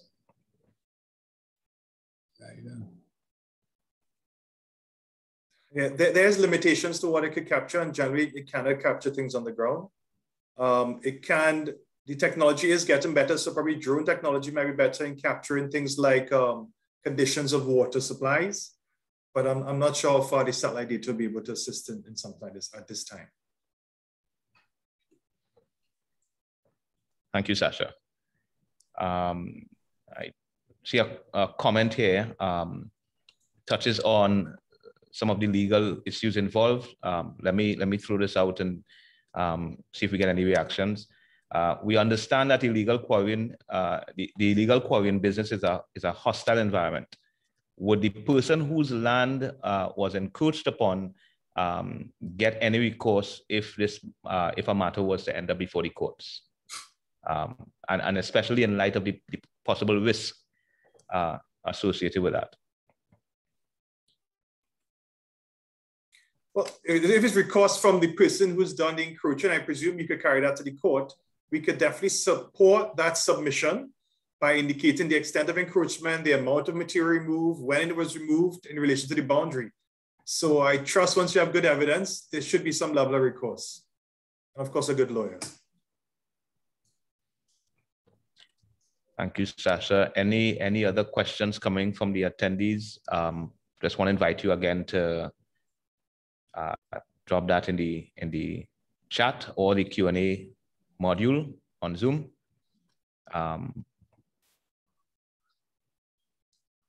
Just sifting to see if we missed anything.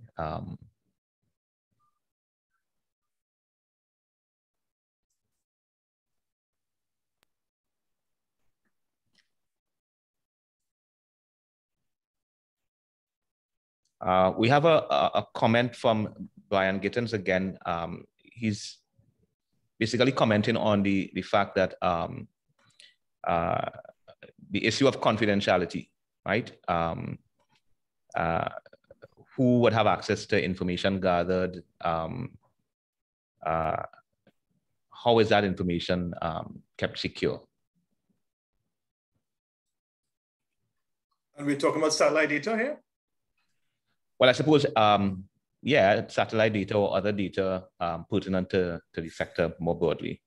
Yeah, I think security has gone through the door a long time ago. I mean, you could go on your phone and capture satellite data, imagery for almost anywhere in the world, you know. So that security issue, sadly, is gone a long time ago. What you do with the information is a critical part. And I think that's what we need to probably address, usage and applications of this technology to help us manage better. But from a security perspective, everything is out there. All right, thank you, Sasha. We have Alicia Boucher from TV6 News asking a question to the Secretariat head. Sherwin, I don't know if you can take this one. She's asking, TTEITI mentioned that there are only 5 companies reporting to it. Is reporting to the organization mandatory? If it is, what is being done to ensure other mining companies get on board? If it is not mandatory, then why is it important for companies to report to TTEITI? And what is being done by the institution in partnership with government to ensure reporting, either Sherwin or Mr. Maguire? Thanks a lot for that question, Alicia. What we have done, and we're still in talks with the Minerals Advisory Committee. We've made a submission to them that any new licensed operators report to the TTEITI so that there's a TTEITI or EITI reporting clause in any new mining licenses that are issued. We are still having those discussions. We also have draft TTEITI legislation that we are still having discussions with the Minister of Energy on. Once that legislation comes into being, then TTEITI participation in EITI implementation would be a mandatory requirement of all extractive sector companies. There was another part of that question that I wanted to answer. I think. Yeah, what is being done by TTEITI in partnership with the government to ensure reporting? Okay, good. So what we have done as well, and this is basically out of the press, it's still before the Minister of Energy. We are asking that all state enterprises, state mining companies, basically report to the EITI. We have 2 currently. We're looking for EMBD to come on board as well. But as I said, the intervention really will come from the licensing side. So whenever you a licensed operator, have the operator report to EITI, and if EITI legislation is seen as important and palatable, then that will ensure that any company, mining or oil and gas company that is operating in Trinidad and Tobago will report to the EITI. Of course, we're still having discussions with the Minister of Energy on this. Kerry, I saw there was another question from Martin Monchan as it relates to whether or not the government is using drone technology. I know based on conversations with the Minerals Division a few years ago, they were trying to procure drone technology and have a drone technology pilot project. I'm not sure how far it has reached, but it has been there has been some discussions around it for the past 2 to 3 years. Yes.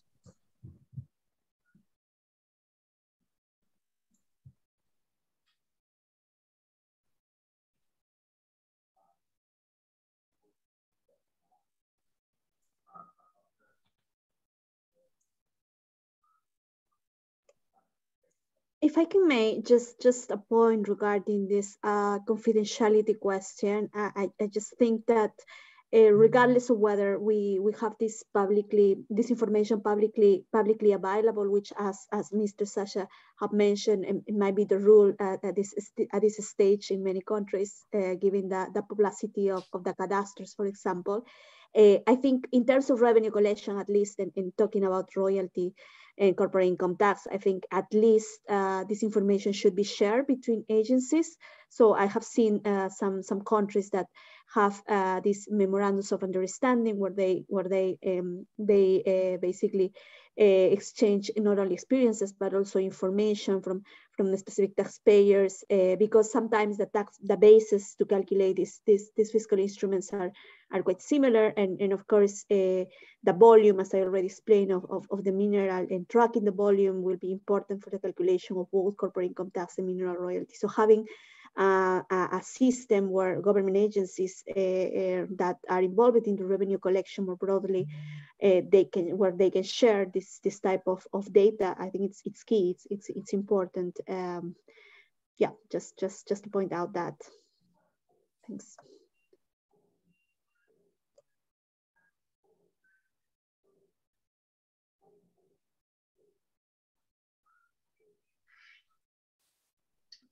Can I just comment on a question I can see from, apologies if I pronounce this incorrectly, Dickies Sipasad?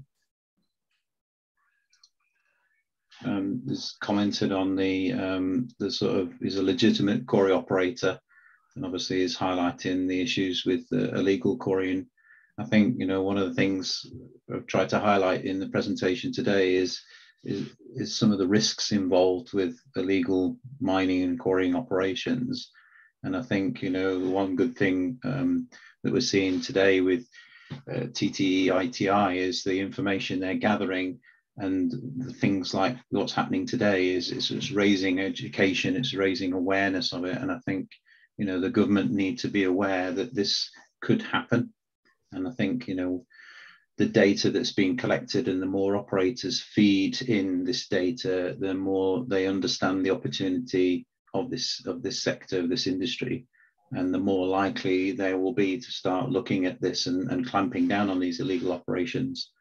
But ultimately, the legitimate and legal operators are professionalizing the industry, training their employees, raising standards, benefiting the local community, you know, and people have good long careers. That's the opportunity. And, you know, we need to be educating the government as well to say they need to sort of pay attention to this and recognize the benefits, the opportunities, as well as the risks. Thank you. If I could just add in there on what you've just said, Anthony, I mean, it's enshrined in your legislation. It's the word competence, you know, and in order to be competent, you need, as I said before, the experience, that you need the training, the education to be able to, you know, do your job. I mean, that's, and it's enshrined in our regulation as well. And that's what our enforcers, the health and safety executive, they go out and they look for that. You've got enforcement, but the enforcement, I know there are issues with enforcement, talking to Sherwin about it, but, you know, these things have to be enforced. Otherwise, it's not fair on the legal operators for all of these illegal operators to be getting away with it.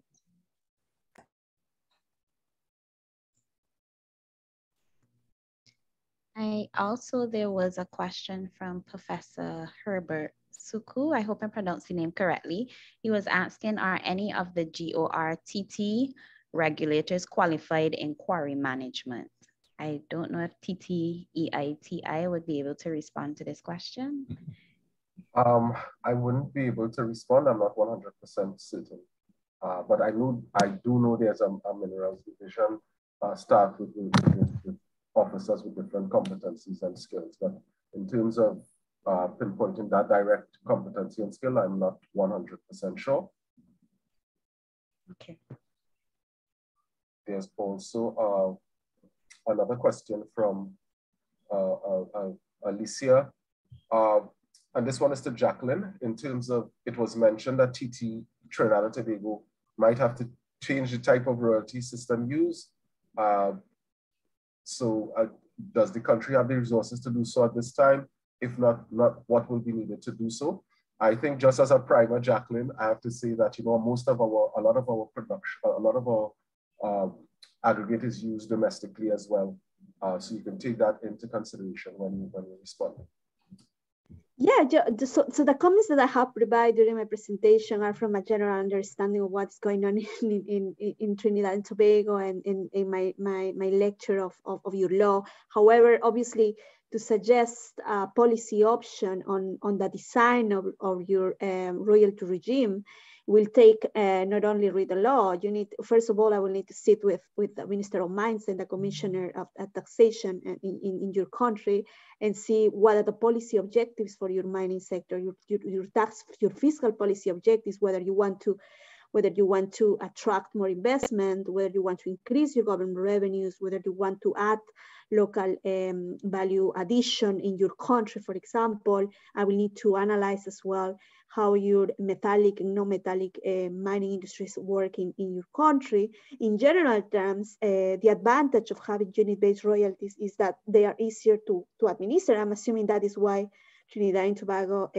decide to have this type of royalties. As I said, the government simply needs to monitor what are the production volumes, and then apply this fixed charge, which is easy to do. This might be a reasonable policy choice in the case of low value minerals. However, there may be some disadvantages as well when this type of royalties is applied to high value minerals, as I explained. But again, this will involve more analysis, and this is a policy option that the government will need to take, considering what are their policy objectives in general, tax policy objectives. Now, it will not happen from one day to the other. It takes time. It takes public consultations as well with taxpayers, and see what are their views on this change, of course, because the main audience that will be impacted by these changes will be the taxpayers, together with, of course, the government, and also the government agencies that will involve it in the administration of this new royalty regime. If you change it to an ad valorem royalty, for example, for high value minerals, of course, the administration of that system will be even more complicated, more complex. So obviously this will involve a transition period. Not sure in terms of resources, to be honest, but in terms of staff time and again the administration of the systems, of course, it will take a bit of time. But yes, that's what I can say from the information that I have publicly available, but happy to discuss more further about what are the intentions of the government, of the Trinidad and Tobago government, in terms of revenue collection for the mining sector. Thank you for the question. Thanks a lot. I see Alicia Boucher has another question in terms of how far along is the TTEITI with draft legislation. The legislation is completed. We had consultations. We received comments from the industry as well on the legislation. So it's, as I said, it's now before the Minister of Energy.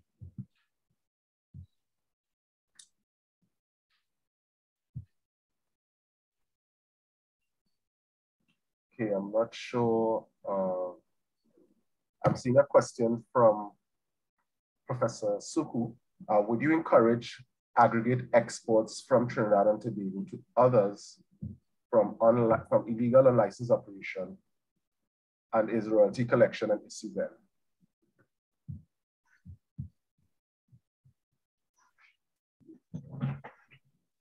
So this is to the panelists. If you want to, anyone that wants to jump in. I think what Professor Suku is referring to is that certain multilateral agencies will bar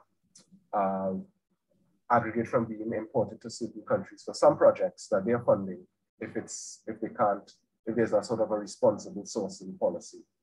So Anthony, Julian, Jacqueline, Sasha, Nikita, any comments on this?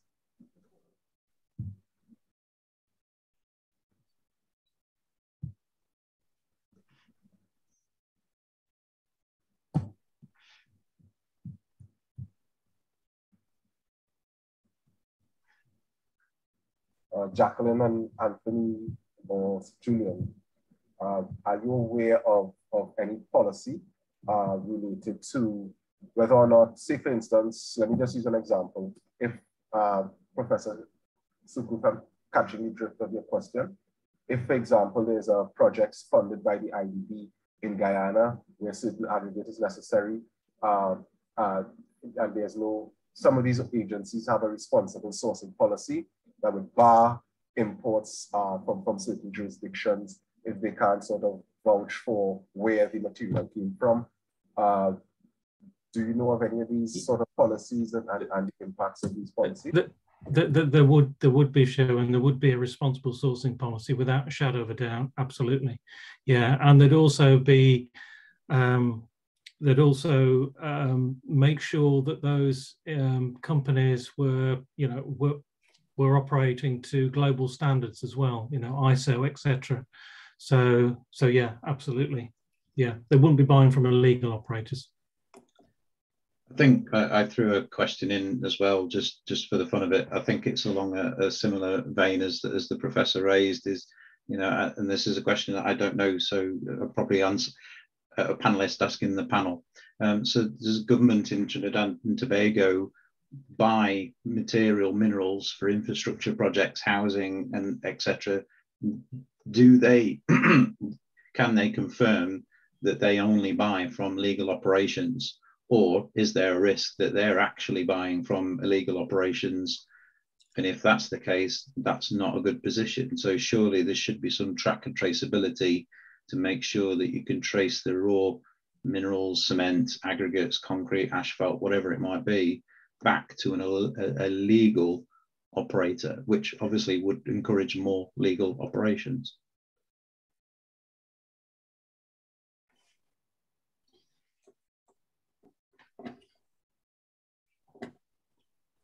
Anyone? Sharing, I think there is a question regarding royalties. I think what kind of royalty regimes has worked best for countries of similar size and mineral resources? Also, what other countries, if any, were able to improve the royalty collection systems? So in terms of best practices, what we have seen is that most countries have a hybrid approach. So basically, they apply a unit-based production royalty as Trinidad and Tobago only for low value minerals, and then they apply ad valorem royalties for high value minerals for the reasons that I already explained. In some cases, countries decide to apply only ad valorem royalties, but the rates of the royalties change depending on the type of mineral. So for example, to give you an example, Ethiopia have a 2% applying to construction materials. However, they have a 6% or even 7% for precious metals. So they change the rate depending on the type of the mineral. There are also some countries that would like to encourage value addition to the minerals that are leaving their jurisdictions, and they have higher royalty rates for the export of unprocessed minerals as opposed to processed minerals, because again they want to encourage local value addition. That might be, again, depending on what is the goal of a government. If that is one of the policy objectives of the government, then that design might make sense. But in general, again, in sum, what I can say is that worldwide, I think countries have decided to give prevalence to ad valorem royalties, in particular for metallic minerals. Having a unit-based royalty, yes, it is recommendable because of how easy it is to administer. However, that might work only for low-value materials rather than for all materials. That's what I can say. Can I just add on? Just adding on to the royalty question here, just really for everyone's interest. So we don't have the same process in the UK. I mean, companies do pay royalties, but for example, if the quarrying company is extracting material from farmers' fields, that farmer will get the royalty, and that's a royalty that will be agreed between the company and the individual, the farmer, as an example. So that doesn't go to the government. So in terms of the companies, they pay business tax end. Although there is one other tax that is paid here, which is called the aggregates levy. So for every ton of material that goes over the weighbridge, and this is recorded by ticketing the materials that exit the site. So for every ton, there's about $3 worth goes to the government. That, well, originally it was supposed to go to an environmental fund, but it just goes into a great big pot now. But originally that's what it was there for. But what it did do, it drove aggregate companies to process added value products from waste products. So things that we say scalpings, the waste products from the quarries that would have gone for a very, very low rate. Now, obviously you can't sell it now because you've got to put an aggregates levy on top of it. So it's driven quarrying companies to actually recycle and actually create added value products from a waste product, which is a good thing in a way. So we don't have royalties as such, but if a company has done a deal with a particular organization or farmer, then they will get the royalties. They'll have to pay taxes on it, of course, but that's the way we work over here. Yes, and I think that's a good point. So if we take a step back, the question is who owns the mineral resources? And in general, in our region, where we have seen is that royalties are being paid to the government because they are paid as a retribution of the exploitation of the non-renewable finite resource, and in general it's the state the one that owns the mineral resource, and that is why yeah, perhaps I should start with that in mind. Not every jurisdiction have the same design, but in general it's the state the ones that owns the mineral resource, and that is why we discuss about this payment to the state rather than to the private. But there might be private royalties, as you rightly mentioned. Yes. As well. Yeah, I mean, at the end of the day, Jacqueline, it's a tax, isn't it? Yeah, that's also another discussion, whether a royalty will be a tax or just a retribution to the government for the exploitation of the resource. But it's for the companies, at least, it's a cost of production. Will be always a cost of production.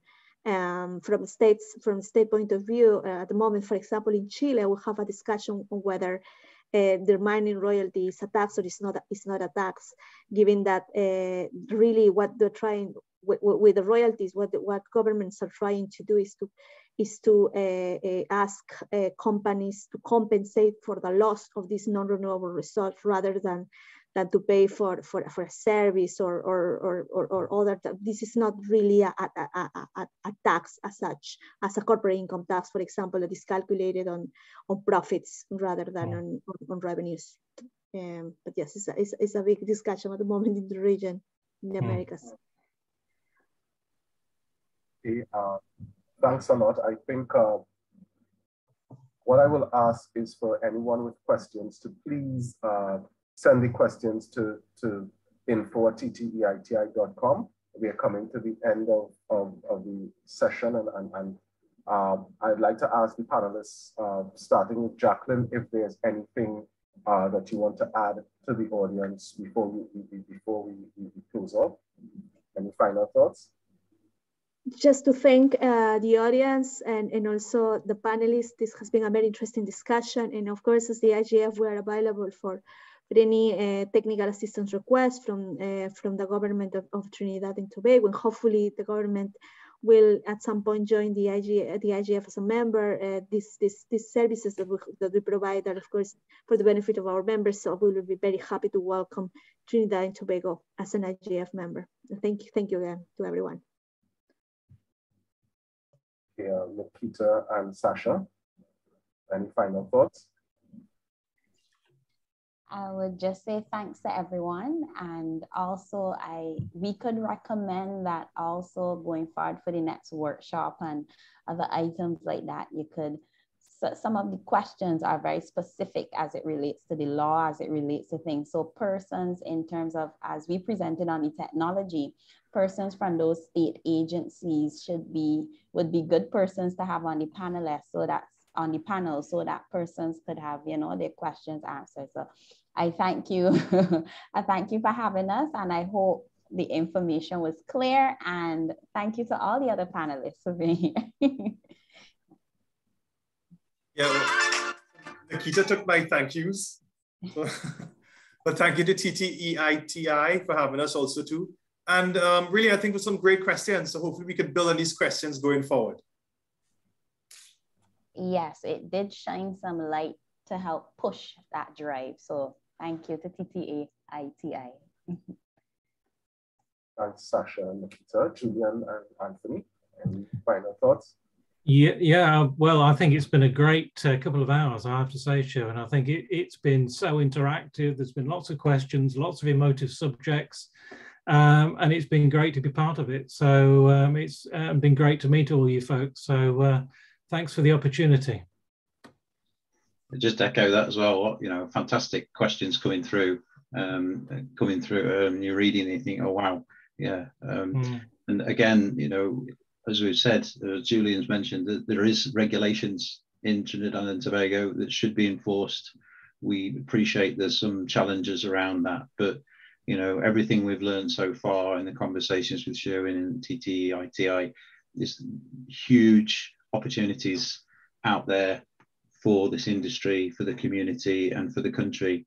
And it's been great to participate and sort of learn more about the processes and things that's happening. Thanks everyone for your time. Okay, thanks to the panelists. Officially, I would now like to give a vote of thanks. Again, thanking all of the panelists for their engaging presentations, their enlightening presentations. We heard from Ristikiri from the IGF, Sasha Adu and Nikita Morris from LNS Surveying, as well as Julian Smallshaw and Anthony LG from the Institute of Quarrying. Can't thank you enough for stimulating the discussion as well. I think they gave us all food for thought on how we address mining sector challenges. I'd like to thank the Permanent Secretary in the Ministry of Energy and Energy Industries, Ms. Penelope Bradshaw-Niles, as well as the Permanent Secretary acting in the Ministry of Energy and Industries, Sandra Fraser. Of course, the Chair of the TTEITI Steering Committee, Mr. Maguire, for opening debating, and other members of the TTEITI Steering Committee, members of the media, and last but not least, you, the participants, for making this a rich discussion. Before I bid you farewell, I want to reiterate that, this is a series, and we'll reach out to all of you in the future to attend more discussions and to get your feedback on topics you think we should discuss as part of this series. Also, to check your emails this week, we will be sending you a post-event survey to get your direct feedback. Thanks again for attending, and please enjoy the rest of your day, and please remain safe. Thank you. Thank you. Thanks, everyone. Bye. Have a good day. Bye-bye. Bye, everyone. Take care. Bye. Bye.